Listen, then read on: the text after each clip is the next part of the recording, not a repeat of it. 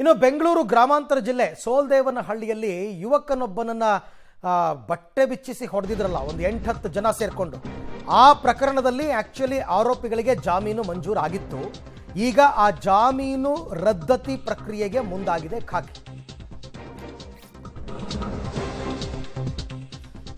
ಆರಂಭದಲ್ಲಿ ಜಾಮೀನು ಸಿಕ್ಕಿತ್ತು, ಈಗ ಪ್ರಕರಣ ಗಂಭೀರ ಆಗಿರೋದ್ರಿಂದ ಮತ್ತೆ ಬಂಧನ ಮಾಡೋದಕ್ಕೆ ಚಿಂತನೆ ನಡೆದಿದೆ. 11 ಜನರ ಪೈಕಿ 8 ಜನರನ್ನ ಪೊಲೀಸರು ಬಂಧಿಸಿದ್ರು, ಇನ್ನೂ 3 ಜನ ನಾಪತ್ತೆಯಾಗಿದ್ರು. ಆಮೇಲೆ ಅವ್ರಿಗೆಲ್ಲರಿಗೂ ಜಾಮೀನು ಸಿಕ್ಕಿತ್ತು, ಆ ಯುವತಿಯೂ ಸೇರಿದಂತೆ. ಆದರೆ ಎಲ್ಲ ಪ್ರಶ್ನೆ ಮಾಡ್ತಾ ಇದ್ವು, ಅಲ್ಲಪ್ಪ ರೇಣುಕಾಸ್ವಾಮಿ ಪ್ರಕರಣದಲ್ಲಿ ನಿನಗೆ ಕೋರ್ಟು ಆರಂಭದಲ್ಲಿ ಜಾಮೀನು ಕೊಡಲೇ ಇಲ್ಲ, ಇದು same to same case, so ಈ ಟ್ರಯಲ್ ಕೋರ್ಟ್ನಲ್ಲಿ ಹೆಂಗೆ ಕೊಡೋದಕ್ಕೆ ಸಾಧ್ಯ ಅಂತ ಎಲ್ಲ ಪ್ರಶ್ನೆ ಮಾಡಿದ್ದು. ಟ್ರಯಲ್ ಕೋರ್ಟ್ನಲ್ಲಿ ಜಾಮೀನು ಕೊಡೋಕ್ಕೆ ಬರಲ್ಲ, ಹೆಂಗೆ ಕೊಟ್ಟರು ಅಂತ. 1 ದಿನ ಆಯಿತು, 2 ದಿನ ಆಯಿತು, 30ನೇ ತಾರೀಕೇನೋ ನಡೆದಿದ್ದು ಇನ್ಸಿಡೆಂಟ್. ಇದು ಬಿಟ್ಟು ಕಳಿಸ್ಬಿಟ್ರು. ಈಗ ಮತ್ತೆ ಎಲ್ಲರನ್ನೂ ಕೂಡ ಬಂಧಿಸುವಂತಹ ಚಿಂತನೆಯನ್ನು ಪೊಲೀಸರು ನಡೆಸಿದ್ದಾರೆ. ಈ ಬಗ್ಗೆ ಪೊಲೀಸ್ ಕಮಿಷನರ್ ಸಿಮಂತ್ ಕುಮಾರ್ ಸಿಂಗ್ ಅವರೇ ಮಾಹಿತಿಯನ್ನು ಕೊಟ್ಟಿದ್ದಾರೆ. ಜನ ಪೈಕಿ 8 ಜನ ಆ ದಿವಸ ಅರೆಸ್ಟ್ ಆಗಿ ಮತ್ತೆ ನಿನ್ನೆ ಒಬ್ಬ ಅರೆಸ್ಟ್ ಆಗಿದ್ದಾರೆ. ಇನ್ನೂ 2 ಅರೆಸ್ಟ್ ಆಗಬೇಕು, ಹೆಸರು ಗೊತ್ತಾಗಿದೆ ಎಲ್ಲದು. ಆ ದಿವಸ ಅವ್ರದ್ದು ಕೆಲವು ಕಂಡೀಷನ್ಸ್ ಮೇಲೆ ಬೇಲ್ ಅವ್ರಿಗೆ ಸಿಕ್ಕಿತ್ತು. ಆ ಏನ್ ಕಂಡೀಷನ್ ಅದ್ರ ಬಗ್ಗೆ ನಾವು ವೆರಿಫೈ ಮಾಡಿದೀವಿ. ಅದರದ್ದು ಫ್ಯಾಕ್ಚುಯಲ್ ಏನ್ ಡೀಟೇಲ್ಸ್ ಇದೆ ನಾವು ಕೋರ್ಟ್ಗೆ ನಾವು ಕೋರ್ಟ್ಗೆ ಕೊಡ್ತೀವಿ.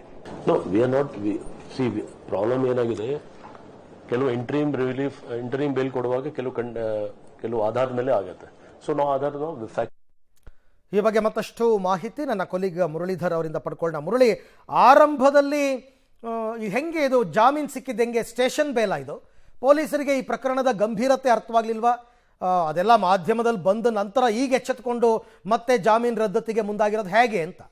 ಅರವಿಂದ್, ಇಲ್ಲಿ ಈ ಸಂದರ್ಭದಲ್ಲಿ ಪೊಲೀಸರ ಕಾರ್ಯವೈಖರಿಯ ಬಗ್ಗೆ ಒಂದಷ್ಟು ಅನುಮಾನಗಳು ಉಂಟಾಗ್ತಾ ಇರುವಂಥದ್ದು. ಯಾಕಂದ್ರೆ ಕೆಲವೊಂದು ಸೆಕ್ಷನ್ಗಳನ್ನ ಆಡ್ ಆನ್ ಮಾಡುವಂತ ಸಂದರ್ಭದಲ್ಲಿ ಹಿಂದೇಟನ್ನ ಪೊಲೀಸರ ಹಾಕಿದ್ದಾರೆ. ಅದನ್ನ ಯಾವ ವಿಚಾರಕ್ಕೆ ಹಿಂದೇಟನ್ನ ಹಾಕಿದ್ದಾರೆ, ಅದರಲ್ಲೂ ಕೂಡ ಬೇಲಬಲ್ ಸೆಕ್ಷನ್ಗಳನ್ನ ಯಾವ ವಿಚಾರಕ್ಕೆ ಇಲ್ಲಿ ಅಂದ್ರೆ ಎಫ್ಐಆರ್ ನಲ್ಲಿ ಸೇರಿಸಲಾಗಿತ್ತು, ಇದೆಲ್ಲದ್ರ ಬಗ್ಗೆನೂ ಕೂಡ ಈಗ ಕೂಲಂಕುಷವಾಗಿ ಪರಿಶೀಲನೆಯನ್ನ ಮಾಡುವಂತ ಪ್ರಕ್ರಿಯೆಗಳನ್ನ ಮಾಡ್ತಾ ಇರುವಂತದ್ದು. ಯಾಕಂದ್ರೆ 30ನೇ ತಾರೀಕು ಈ ಏನು ಘಟನೆ ನಡೆಯುತ್ತೆ, ಇನ್ಸಿಡೆಂಟ್ ನಡೆಯುತ್ತೆ, ಅದಾದ ಬಳಿಕ ಅವರನ್ನ ಬಂಧನಕ್ಕೊಳಪಡಿಸ್ತಾರೆ, ಮ್ಯಾಜಿಸ್ಟ್ರೇಟ್ ಮುಂದೆ ಹಾಜರುಪಡಿಸ್ತಾರೆ. ಜೊತೆಗೆ ಬಲವಾದ ಆಕ್ಷೇಪಣೆಯನ್ನ ಆಗ್ತಾ ಇರೋ ಹಿನ್ನೆಲೆಯಲ್ಲಿ ಮಧ್ಯಂತರ ಜಾಮೀನು ಅವರಿಗೆ ಮಂಜೂರಾಗುವಂಥದ್ದು. ಅಂದ್ರೆ ಪೊಲೀಸರು ಆ ಸಂದರ್ಭದಲ್ಲಿ ಇದೆಲ್ಲ ಸಂಪೂರ್ಣವಾಗಿ ಮುಚ್ಚೋಗುವಂತ ಪ್ರಕರಣ ಅಂತ ಹೇಳಿ ಸುಮ್ಮನಾಗಿದ್ರು. ಯಾವಾಗ ಆ ವಿಡಿಯೋ ಎಲ್ಲ ಹೊರಗಡೆ ಬಂತು, ಮಾಧ್ಯಮಗಳಲ್ಲಿ ದೊಡ್ಡ ಮಟ್ಟದ ಸುದ್ದಿ ಆಗ್ಲಿಕ್ಕೆ ಪ್ರಾರಂಭ ಆಯಿತು, ಆ ಸಂದರ್ಭದಲ್ಲಿ ತಿಪ್ಪೆ ಸಾರಿಸೋ ಕೆಲಸಗಳನ್ನ ಈಗ ಮತ್ತೆ ಮಾಡ್ತಾ ಇರುವಂತದ್ದು. ಆ ರೀತಿಯ ಪ್ರಯತ್ನಗಳನ್ನ ಅವರು ಈಗ ಮಧ್ಯಂತರ ಜಾಮೀನು ಸಿಕ್ಕಿದೆ, ಮಧ್ಯಂತರ ಜಾಮೀನು ಸಿಕ್ಕಿ ಅವರೆಲ್ಲರಿಗೂ ಹೊರಗಡೆ ಬಂದಿದ್ದಾರೆ.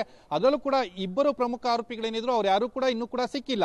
ಆ 2 ಆರೋಪಿಗಳನ್ನ ಬಂಧನಕ್ಕೊಳಪಡಿಸುವಂತ ಪ್ರಕ್ರಿಯೆಯನ್ನ ಕೂಡ ಪೊಲೀಸರು ಮಾಡ್ತಾ ಇದ್ದಾರೆ.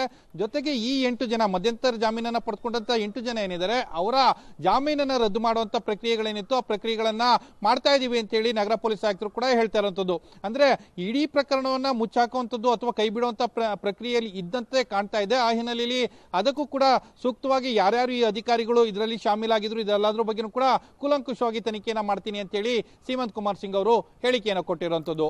ರೈಟ್, ಥ್ಯಾಂಕ್ ಯು ಮುರಳಿ, ತಮ್ಮೆಲ್ಲ ಮಾಹಿತಿಗೆ ಧನ್ಯವಾದ. ಕೆಟ್ಟ ಮೇಲೆ ಬುದ್ಧಿ ಬಂತು ಅಂತಾರಲ್ಲ, ಹಾಗೆ ನಮ್ಮ ಪೊಲೀಸರ ಕಥೆ. ಈ ಪ್ರಕರಣದ ಸೀರಿಯಸ್ನೆಸ್ ಏನು ಅಂತಕ್ಕಂಥದ್ದು ಆರಂಭದಲ್ಲಿ ಇವ್ರಿಗೆ ಅರ್ಥನೇ ಆಗಿಲ್ಲ.